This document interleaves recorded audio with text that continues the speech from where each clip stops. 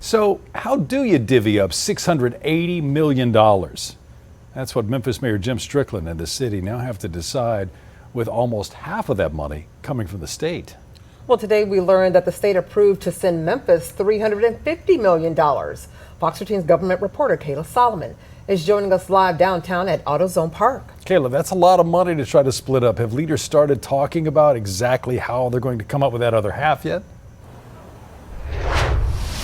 Daryl, no straight answers on how to divvy up that $680 million. But one thing we do know for sure is that about half of it will be coming from tax dollars, specifically from tourists.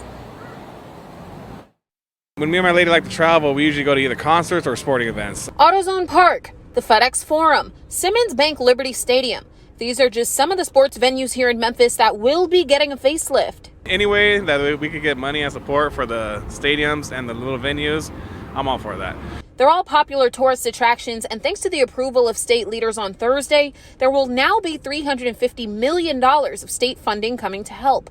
But that's only half the cost. Mayor Jim Strickland told City Council back in October that this whole project, including the demolition of the Mid-South Coliseum, will cost about $687 million total. Well, the more that we receive from the state means that that's less that we have to ask from local taxpayers.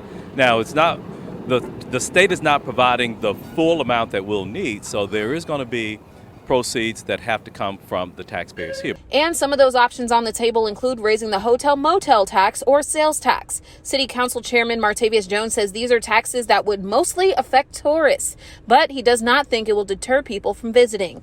I don't know anybody who researches and says, I'm not going to go to New York, I'm not going to go to Dallas because of that. And so I don't think that anybody is going to say, I'm not going to go to Memphis because they've raised the occupancy tax as it relates to hotel-motel.